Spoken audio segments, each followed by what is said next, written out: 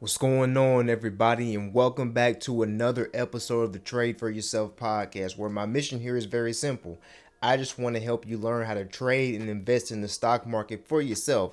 So make sure that you please like this. Please like and please subscribe so this information can get out to multiple people, okay? Look, please note that anything discussed in this episode is not financial advice. So please do your own research before investing into any stock. In last week's episode, we talked about how do we find stocks to invest in, but it's not just good enough just to be able to find the stock. You have to be able to identify if it is a good stock or not. And so this episode is going to be a building block. We're going to build on the last episode, and we're going to look at some key metrics and some key items that we need to consider if the stock that we are looking at is a stock that is good and one that we should consider investing in. Okay, so let's go ahead, let's share some screens, let's get right into this information. Okay, everybody, so let's start this off. And so to really truly explain how do we find good stocks to invest in, or how do we pick stocks, I want to use an example, and the example in the case study that we are going to use for this episode is going to be Tesla. And so what we're going to start off with is that in the right of the screen right here, we're going to look at the business summary of this company, okay? And we have to know this because you cannot invest into a company if you do not know what it does, okay? The great Peter Lynch once said that people only sell stocks out of fear because they don't really understand what they own. And this right here is the beginning of understanding what you are owning when you are investing into a stock. And so what we see here in this business summary is that Tesla designs, develops, manufactures, leases, and sells electric vehicles and energy generation and storage systems in the United States, China, and internationally. The company operates in two segments, automotive and energy generation and storage. And so in the first two sentences that we read, we understand what Tesla does, and we also understand how the company makes money, right? We also understand that too because the company operates in two segments, automotive and energy generation and storage. And so whenever the company reports revenue, they're going to report revenue from the automotive segment that they have in the business, and they're going to report the revenue from the energy generation and storage component of the business. And so I'm not going to read the entire thing. If you want to invest into Tesla, you read the entire business summary before investing in them, but that's where you want to start. We have to know what the company does.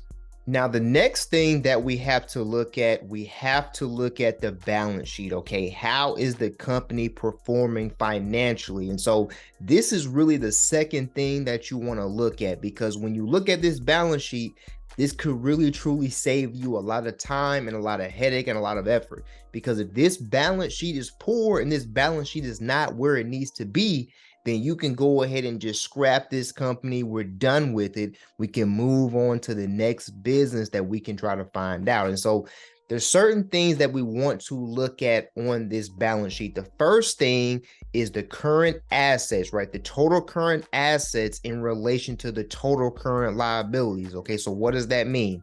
The total current assets are the assets that are due to the company. That means money that will be due to the company within the next 12 months, okay, the next year. Same thing for total current liabilities. That is the money that the company owes, okay, within the next year. And what we want is we want the total current assets to be greater than the total current liabilities, because what this tells us is that the company is in a very, very good solvent position. If something happened and they needed to pay off all of their current liabilities, if the total current assets are greater than the total current liabilities, they could pay those off and they could still be in business. And so we are pretty much looking at the numbers from the last quarter that Tesla just reported, and the company has about $40.9 billion in current assets and about $36.4 billion in current liabilities. And so there's a term that you might want to make sure that you keep in mind, and that is current ratio. Okay, and current ratio is pretty much going back to what I just said. It pretty much takes the total current assets and it divides it by the total current liabilities. You want that current ratio to be greater than 1. As long as it is greater than 1, we are in a good position. Okay, if you find a business that has a current ratio of 2 to 1 or 3 to 1, or in some cases maybe even 4 to 1, that's one that you need to consider. And so for me, I need to see the total current assets greater than the total current liabilities. There may be certain situations in certain cases to where that may be an exception depending on the company, but in general, you want to make sure that your total current assets are greater than your total current liabilities. And so after I look at that, what I want to look at is I want to look at the cash in relation to the debt that the company has. And so the company has about $22 billion in cash. And that's very, very good. And this is the one thing that people tend to forget about Tesla. Tesla has a lot of cash on its balance sheet.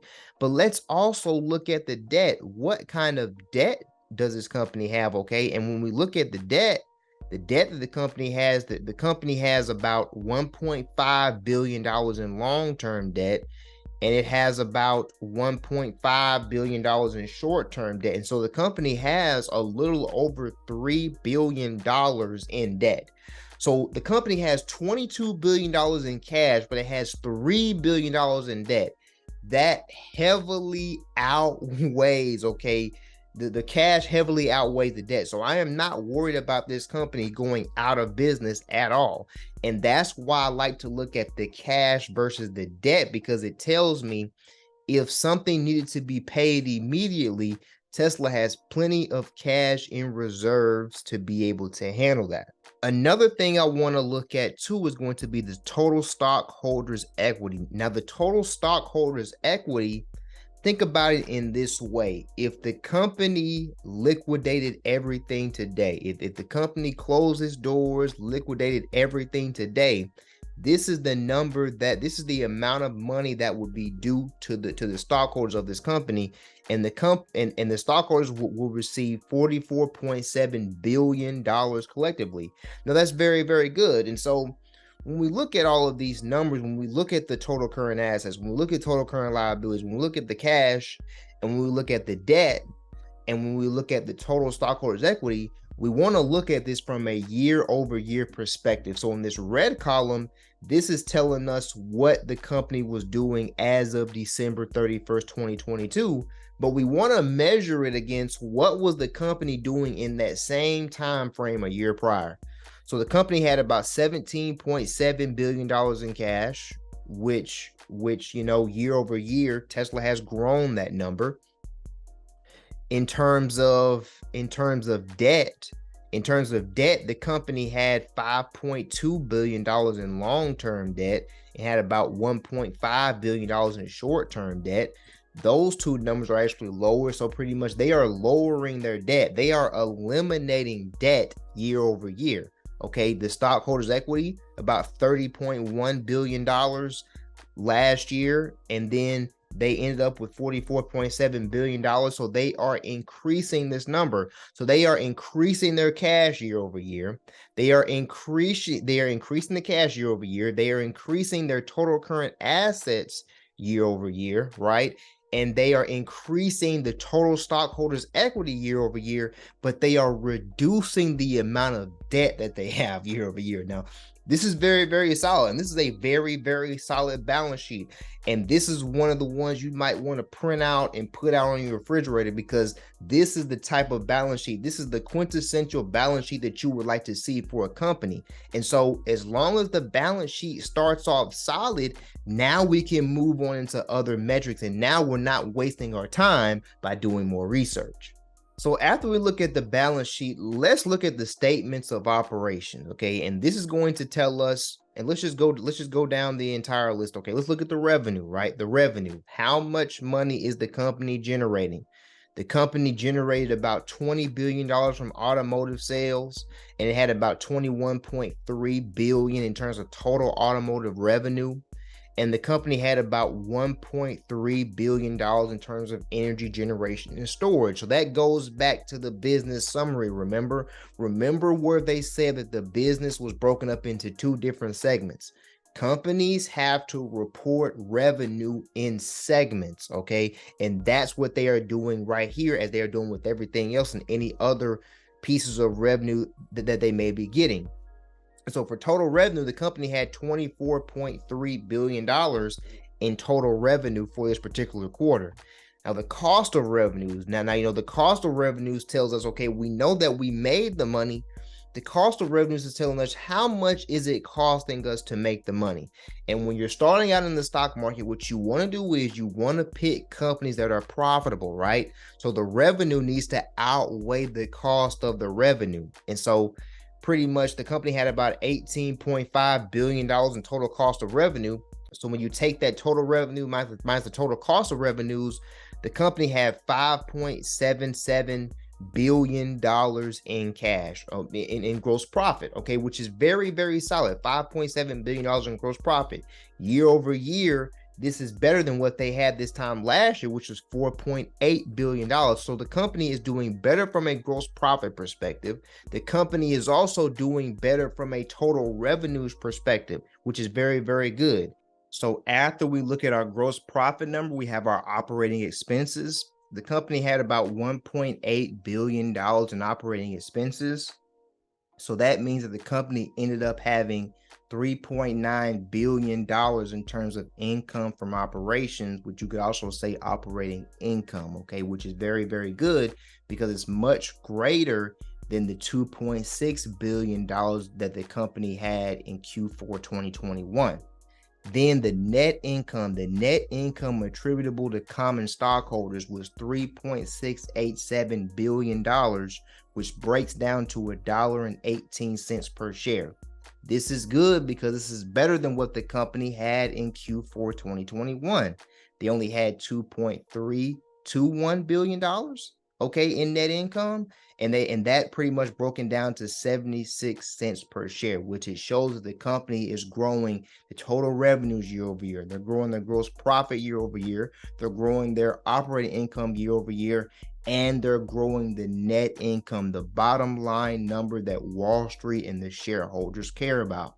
And so this right here is the statement of cash flows. And so this pretty much tells us, okay, how is the company moving money? So we see cash flows from operating activities, cash flows from investing activities, cash flows from financing activities. And so this is going to fluctuate. This is going to fluctuate quarter over quarter, year over year. We just want to make sure that we don't see anything that is necessarily glaring out to us. And so we see that down here at the bottom, the cash and cash equivalents that the company had at the beginning of the period was about $20 billion. But the company ended up having at the end of the period $16.9 billion. And so the company did report some losses in terms of the net cash from investing activities, financing activities, and they did have this $2.191 billion loss that they're showing in terms of changes in operating assets and liabilities, net of effective business combinations. And so when you look at this, you just want to see if there's anything glaring. If there's something glaring to you, I think that what you should do is you should go listen to the most recent company's quarterly earnings report and see what management says about the company's cash flow. Because at the end of the day, what's probably going to happen is that there's going to be analysts that are going to see the same things that you might see. And so the analysts are going to ask those questions for you. All you have to do is just listen, interpret it, and just interpret it like an investor and just act and take those data points in accordingly. So the last slide that I want to look at is the reconciliation of GAAP to non-GAAP financial information. And so I really want to break down, make sure that we know what is GAAP and what is non-GAAP. First of all, GAAP is an acronym that stands for Generally Accepted Accounting Principles, right? Non-GAAP are non-generally accepted accounting principles. And so the SEC has certain regulations. GAAP financials are recognized by the SEC. Non-GAAP financials are not recognized by the SEC. And so This isn't something that I'm going to spend a whole lot of time on. The only thing that I really truly care about is right here at the bottom. And let me go down to the year over year gap numbers, because I believe the year over year gap numbers will provide a little bit more context around the business. And so at the bottom, we see the automotive gross margin. Okay, so what really is gross margin? Gross margin shows the percentage of revenue that exceeds a company's cost of goods sold. It illustrates how well a company is generating revenue from the cost involved in producing their products and services. And so when the gross margin is increasing, that means that the company is generating more money, generating more profit, that's providing what? More net income to the shareholders. If the gross margin is going down and continuing to go down, that means that the net income that the stockholders are getting, they're not going to be able to receive much of that at all. And so when we go to 2018, the company had 23.4% in automotive gross margin and 21.7% in automotive gross margin when you exclude the regulatory credit sales, because when you're selling electric vehicles, you get tax credits in the United States. And so the 21.7% excludes those regulatory credit sales. But as you can see, there were some dips along the way, but nevertheless, it has been growing because in 2022, automotive gross margin was 28.5%. When you take out the credits, it was 26.7%. It was less than where it was in 2021, but it wasn't by that much. And it was greater than where it was in 2018. So we see that the company is doing better over a long-term time span in terms of generating money and generating profit. Okay, y'all. So based on what we just saw, Tesla has solid financials, and that's what you want to see from a company. You want to make sure that the company has a solid balance sheet and solid financials, because that shows that the company is staying very, very strong, and that the company is not in danger of going out of business. And so since we see that the company has such strong financials and such strong fundamentals, we want to make sure that the expectations for those strong fundamentals to continue to get better and grow will be able to withstand the test of time. And so we want to check the earnings and we want to check the revenue to make sure they will continue to grow year over year. And so when we look at the annual earnings estimates in terms of EPS, right? For 2022, the company reported $4.07 in terms of EPS. 2023, the company is expected to have $4.10 over the entire year, which is not that much of an increase from 2022.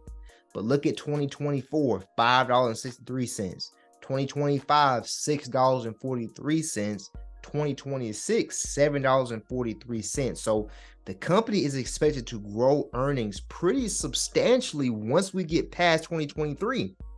And when you take these things into context, understand what we are dealing with in the economy in 2023. High inflation, right? Everybody's talking about high inflation.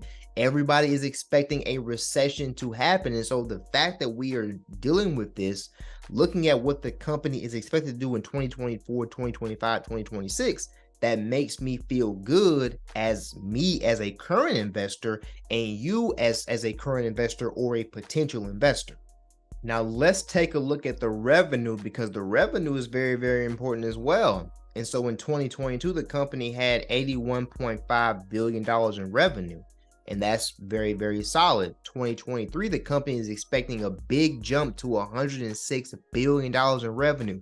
This is a big deal because this will take Tesla over the $100 billion per year in revenue run rate. That is big.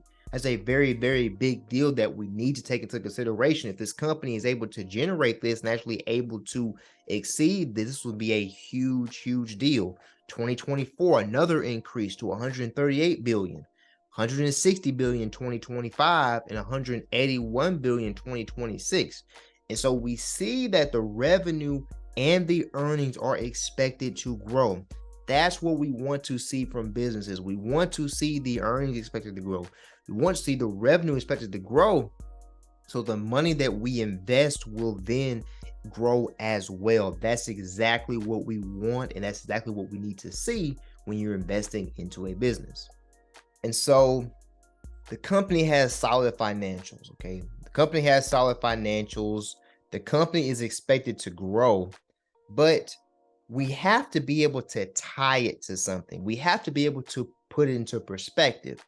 And I think a good way to put these numbers into perspective is by looking at companies and looking at their competition, looking at the competition that the companies have, and also looking at how they stand. How do they stand in their own industry? Are they actually a top company in their industry? That is a very, very important thing to really, truly consider. And so what I want to do is I want to look at some statistics for electric vehicles. And so when we look at electric vehicles, what is the electric vehicle market expected to do, right? The revenue in the electric vehicles market is projected to reach 457.6 billion in 2023.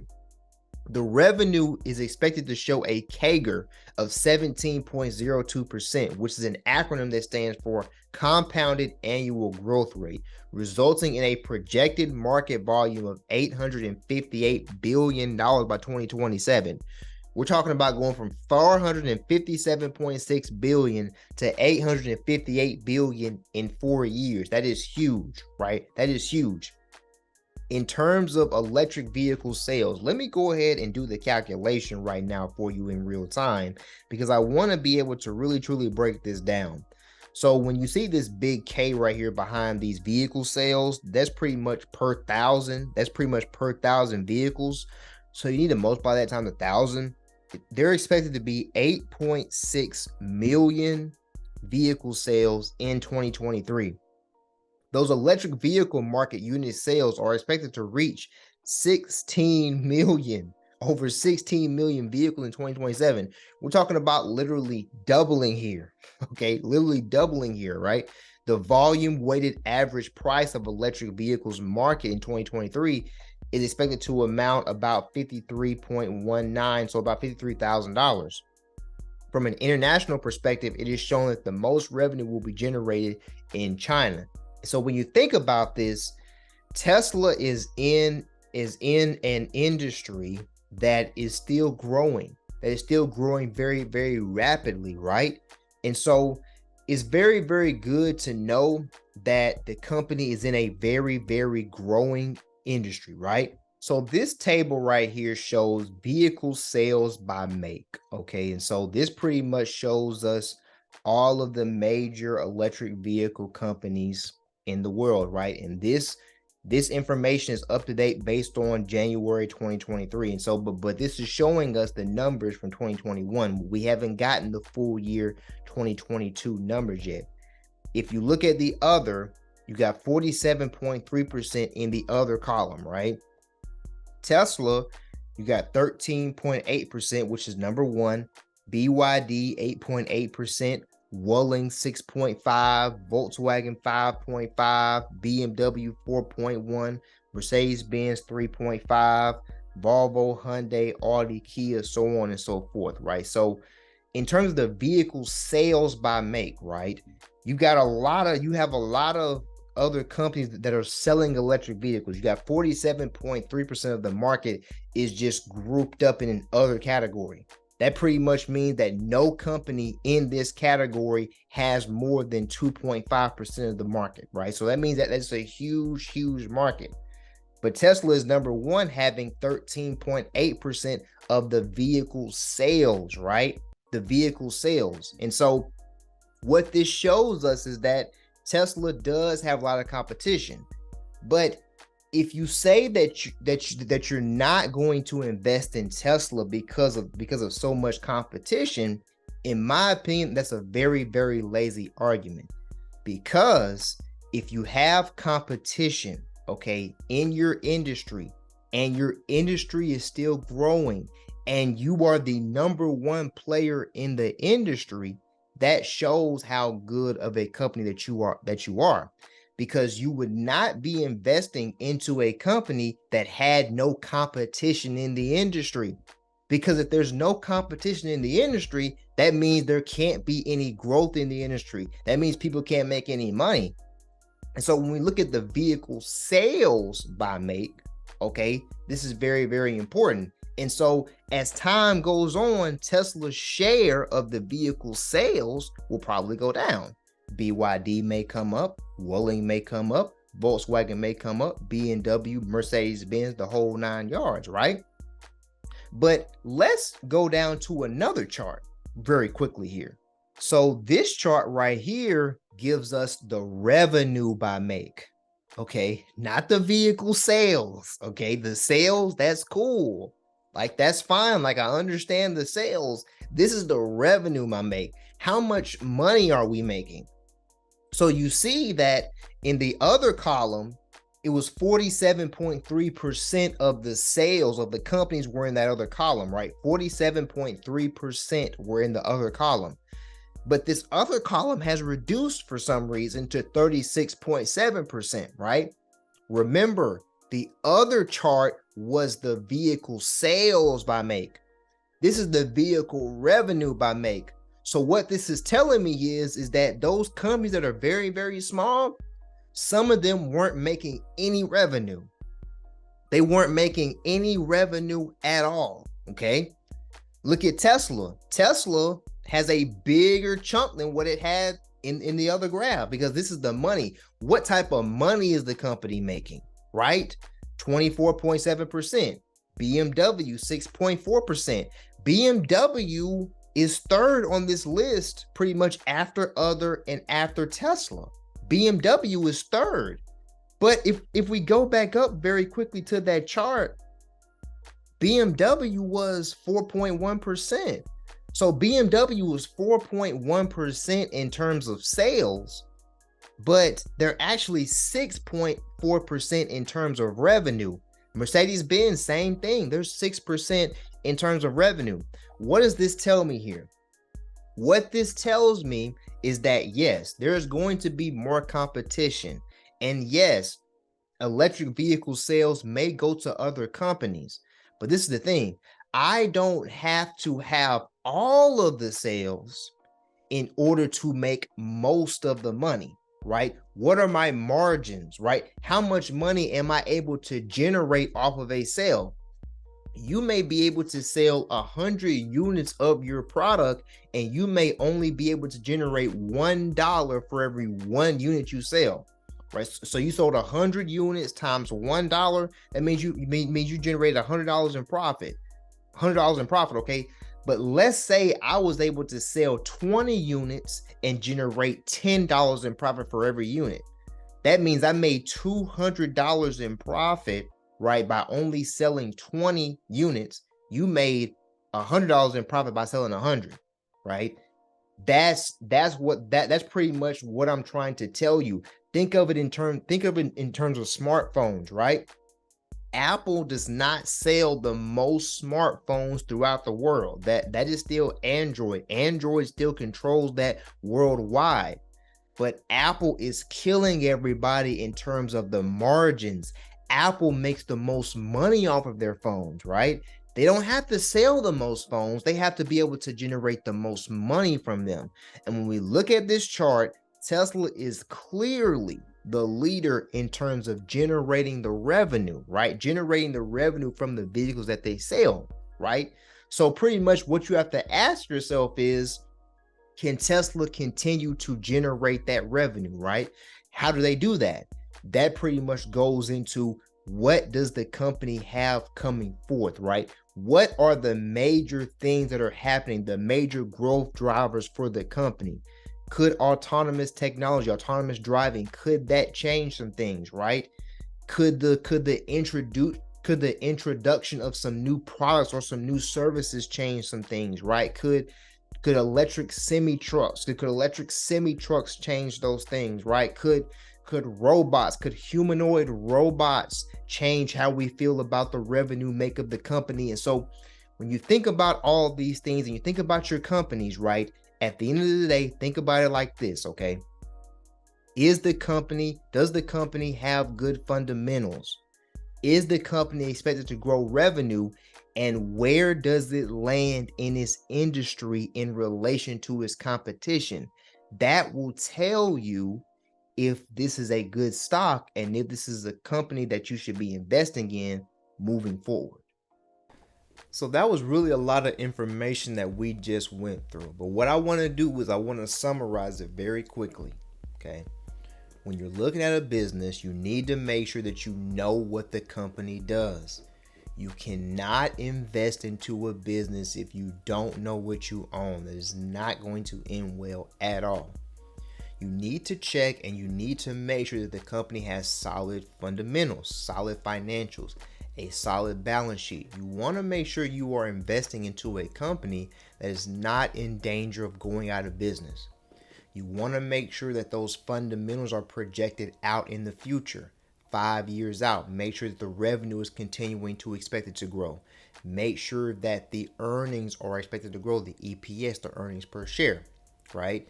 You want to make sure that the company is a leader in its industry. Make sure it's a leader in its industry, right? Make sure that it is housed in a growing industry, right? Make sure that it is pretty much better than its competition in its industry in terms of making certain products, right? Make sure that the business actually does have good products and services, right?